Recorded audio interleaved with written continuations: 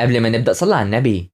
وقصتنا النهاردة عن شاب وسيم وغني بيبقى مدير البنت اللي رفضت ترتبط بيه من زمان علشان أكبر منه، فبيتقابلوا تاني وبيقعوا في حبها من جديد. فيا ترى هتوافق ترجع له ولا لأ؟ ده اللي هنعرفه. بس لأول مرة تشوفني اشترك في القناة يا زميلي، وما تنساش اللايك والسبسكرايب والشير، ويلا نبدأ. الجزء بيبدأ مع بايك سجون وهي في الحفلة، بس بيجي لها الشاب ده وعايز انها تروح معاه وترتبط بيه، ولما بتزعق بيجي يضربها. بس هنا بان جيون بيجي وبيدافع عنها وبيروح يقلبه في المياه دي وبيمسكها وبيعرفها في انها حبيبته وبيخليها مستغربه بشكل كبير، والكل بيتصدم برضه من اللي حصل وهي كمان ومش عارفه هي حبيبته ولا لا. فبيعرفها في ان بيقول كده عادي اصلا، وبيعرفه في ان دي موظفه في شركته فلازم يدافع عنها وبيمشي وبيخليها مصدومه جدا. فبيعدي الوقت وبيروح في العربيه عشان الجو بيمطر، وانه عرف بالاخبار انها تمطر، وبينكر انه ما قابلش العميل المهم النهارده، وشايفه في انه مش بيحترم اي خصوصيه ليها عشان واخدها على طول من غير ما تاكل حتى. بس بينكر ده وشايف ان فيها طاقه وبيلاقي في انها جعانه فعلا. فبيروح المطعم وشايفه في ان دي هي وجبتها وعاوز انه ياكل معاها وياخد المشروب ده، ومش عارفه هو مش بيشرب غير القهوه ليه، واللي بيتدخل في كل حاجه كده عشان يوديها الامان الوظيفي. فمعنى كده انها اتدخل في حياتها عادي ولا لا؟ وبيستغرب في انها عايزه الدميه دي، وبيلاقي في انها بقت في خطر اقل عليها حاليا عشان هي بتحب الالعاب برضه. فبتروح وبتشوفه فستان وبتلاقيه غالي جدا، وبتفكر في انها تبيعه بمال كتير وبتقرر انها تقلعه،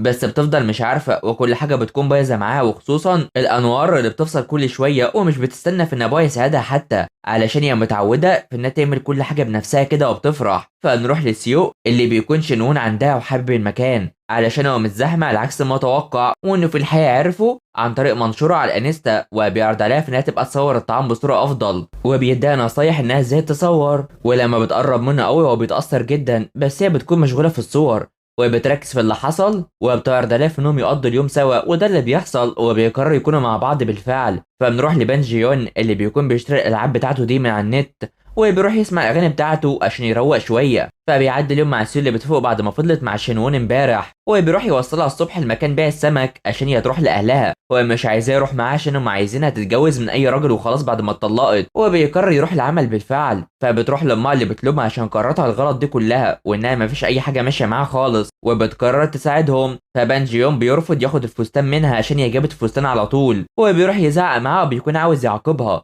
بس لما بتزعق فيه بيسيبها وبيمشي على طول. فبيروح يفتكر وقت ما شافها بالفستان ده لأول مرة، وشايف إنها حلوة جدا وإنه كان مناسب عليها. فبتروح تتكلم عليه مع زمايلها، بس بيجي وبتروح ترجع في كلامها على طول، وبيكون بيعرف يشوفها دايما، بس بيجتمع معاهم وبتعرفوا في إنها اختارت مركز جنغنام علشان هو المكان الأول للتجارة، وبيتفق معاها في إنهم يروحوا يختاروا المتجر ده بالفعل رغم المخاطر، وبتقرر تروح معاه عشان يشوفوا ده سوا.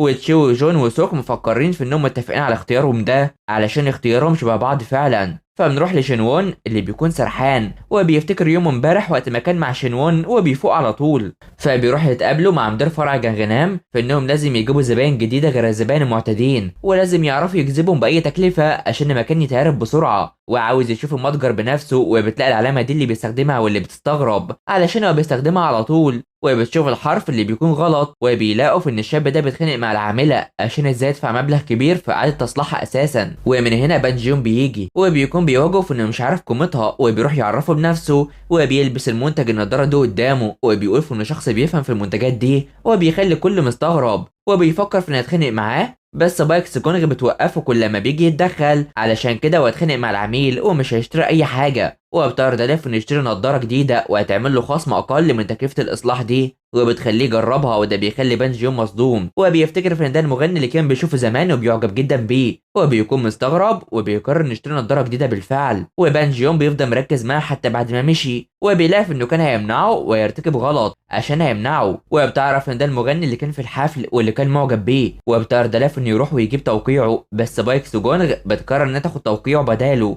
بدل ما حد يشوف ده، وبتروح له وبتعرفه في انها حضرت حفلته ومعجبه بيه جدا، وبتخليه يوقع عليها، وبتعرفه في انه ممكن يتصور معاه، وبتخليه يروح ويتصوروا، وبيروح يركز عليها هو بس لوحده، وبيتصوروا بالفعل بس بيكون ده لوحده من غير بايك سجونغ، وبيصوروا بشكل كبير، ومش عارفه في انه ازاي ما صوراش معاه كده عشان هي جابت لتوقيعه وفرحان بشكل كبير علشان هو معجب بيه، وخصوصا بالاغاني اللي بيغنيها على الرغم انه لسه مغني جديد. فبتتكلم معاه في انه انسان ولازم يستمتع بكل اللي بيحبه بغض النظر عن مكانته وبتأثر فيه، بس بيعرفها في ان جدته هي اللي بتختار نمط حياته، وبتستغرب وبتيجي تمشي بيوقفها قبل ما المياه تيجي عليها وبيخليها تركز فيه بشكل كبير، وبيركزوا ببعض هما الاتنين، ومن الواضح ان ده اول ظهور للمشاعر بينهم، فبتعجب بالنافورة دي بسبب الالوان اللي بتطلع منها، وبيركز معاها وبيلاقي في انها فرحانة، وبيبان انها طفلة على الرغم انها كبيرة، وبيتبسط ان ده كويس وعاوزة تستمتع بكل اللي بتشوفه ده، وناوي يسمع كلامها ويستمتع بالحاجات اللي في حياته بصورة أكبر، وبتتأثر وبيفضلوا واقفين سوا. فبيوصلوا الشركة وكون بتروح وبتستغرب في انه تراجع في رأيه كده تجاه بايك، وبيروح يفتكر اللي حصل. ومن هنا بايك سيجونغ بتعرف جون وتشيو وسوك في ان بان جون طلع مش وحش، وبيستغربوا علشان كانوا مفكرين انها بتكرهه كده. فبيعدي الوقت مع سيجونغ وهي في العمل وسهرانة كعادتها، وبتقرر تسهر، بس هنا بان جيون بيلاقي في انها بتشتغل لوقت متأخر، وبيكون رافض انها تفضل بعد ما بيمشي، وعاوز انها تمشي وكمان تبقى تحتفظ بفستان علشان هو جميل عليها وبيتأثر، وهي كمان وبتحاول تتجاوز الموضوع ده. فبيروح وبيكون مبسوط بالتوقيع خاص بمغني، ومستعد ان يحط حاجة جديدة لأوضته اللي بيحبها واللي فيها كل حاجته، وبيسيبها عشان يتكلم مع شخص. فبيروح لشينوون واللي بيلاقي انه مبسوط بالمنشورات على الانستا الخاصة بمطعم سيو، وبان بيستغرب منه، وعشان كده شين بيعرفه في انه ما كانش بيؤمن بالقدر، بس من الواضح انه يصدقه. وده بيخلي بان يفتكر زمان وقت رفض سونغ ليه، وبيحذره في انه ما يقعش في حب شخص واحد، وبيلاقي في انه يفكر في حبه الاول، وبيضايقه وبيجري وراه على طول. فبيعدي اليوم مع سجونغ اللي بتفوق وبترتب كل حاجتها، وبتركز في فستان وشايفه في انه مناسب ليها، بس بتقرر تحتفظ بيه. فبنروح لبان جيون اللي بيكون بيمارس الرياضة وبيخلص، فبيروح يشوف الفون وبيلاقي في انه طلبه اتشحن، وبيفرح جدا من ده. فبيوصل البيت وبيفرح في انه بقى لوحده، وبيقرر يروح لأوضته السرية على طول عشان يستعد في انه يفتح طلبات الشحن بتاعته دي، وشايف في ان ده المكان الكويس عشان يطلع حاجة جديدة ليه. وبيروح يهتم بكل الألعاب بتاعته دي، وبينظف كل مكان في الأوضة، وبيستمتع بالأغاني وفرحان بشكل كبير. وبيفتكر كلام سجون غليف انه كويس عشان هو مهتم بحاجه، ودي حاجه نادره فلازم يهتم وبيستمتع بها لقد ما يقدر، وبيفرح جدا من كلامها ده وبيرتاح. فبنروح لمطعم سيو اللي بيجي لها حاجات كتيره وديكورات، وده من التنين الاسود، ومن الواضح انها تواصل معاه عن طريق اللعبه. ولما سيو بتيجي بتستغرب عشان هي ازاي عامله كده وجاي لها كل هديه غاليه دي، وبتتصدم لما بتلاقي في ده من التنين الاسود، وبتتصدم علشان ازاي تكون لسه على تواصل معاه رغم انه خدعهم اساسا. وبتبرر ده في انه كويس في اللعب، وبتروح تخرج عشان هي متضايقه منه، وعشان سيو تصلحها بتقرر تتخلص من كل ده، بس بترفض تخليها تعمل كده ومتضايقه من التنين الاسود. فبيعدي اليوم وبتروح مع بانجي يوم وبيعرفها عن الطقس، وبتشوف الساعه بتاعته دي اللي بتعرف كل حاجه، وبتقرب منه وبتأثر من تقربها، وبتفضل تستكشف فيه كل حاجه، ومش عارف هي هتفضل مقربه منه كده لغايه امتى. فلما بتبص له بيتصدموا وبييجوا يركزوا ببعض، كون بتيجي وبتخليها مرتبكه وبتروح تمشي على طول، وبيكونوا كلهم متوترين. فبيمشوا وكون بتتكلم معاه، وسجونغ بتشوف الكبسوله دي ودي اللعبه بتاعته، وبيبصوا لبعض، وبيقرر يمشي بحجه انه نسي حاجه في العربيه، وبيكون مصدوم وبيروح يجري على البيت على طول عشان يشوف اللعبه الغاليه دي بتاعته ولا لا. وبيدخل الالعاب الكبسوله دي ومش مصدق في ان دي تكون بتاعته، بس بيشوف وبتطلع هي، وبيكون مرعوب وبيتصدم جدا.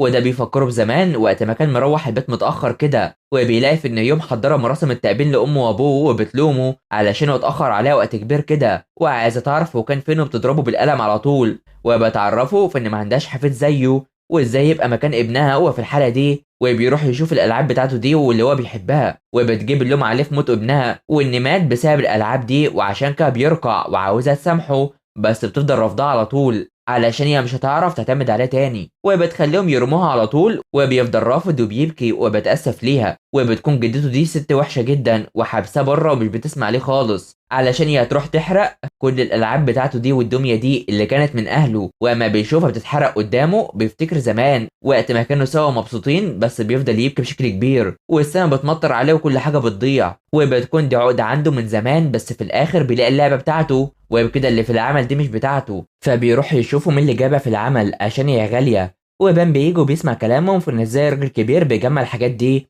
وبينكروا ان حد فيهم ممكن يعمل كده، وشايف انهم جاهلين وبيمشي على طول. فبيروحوا يعلنوا عليها، وسجونغ بتروح له وبتعرفوا عن اللعبه اللي معاها، وبينكر انه مش بيحب الحاجات دي، وبتلاحظ انه متضايق وغريب، وبتيجي تمشي بيقرر انها ترجع عليه فستان على الرغم انه قال لها تحتفظ بيه، وبيغلط فيها علشان هو مش هيبر عليها يعني. وبيجيب انه على طول بيساعدها، بس بتعرفه في ان هي اللي بتساعده عشان بتخفي سره، وبيكون وحش جدا بالفعل، وبتقرر ترجعه ليه. فبتروح تتواصل مع اللي بعته ليه وناويه تجيبه من تاني، وبتكون مش عارفه تتصرف ازاي. فبان جيون بيفتكر كلامه وهو حزين وبيجيله الطرد بتاعه، وبيقرر يروح يهتم بيه على طول ويخرجه، وبيفرح بيه جدا. بس فجأة بيفصل وبيكون مش عارف يصلحه خالص، وبيحاول يشوف اي حاجه تساعده وبيدور على متجر عشان يصلحه. فهنا بيرن على وينسوب اللي بيكون عاوزه يجي، وعلى الرغم ان عنده مواعيد بتقرر سجون انها تروح بداله بما انها بتساعده برضه. ومن هنا بتروح ليه وبيتواصل معاها وبيبعت لها كل حاجه عشان هي متصوره ويتابعها. وبالفعل بتدخل وبتعجب بالمكان وبتشوف ان ده المكان اللي هتروح فيه.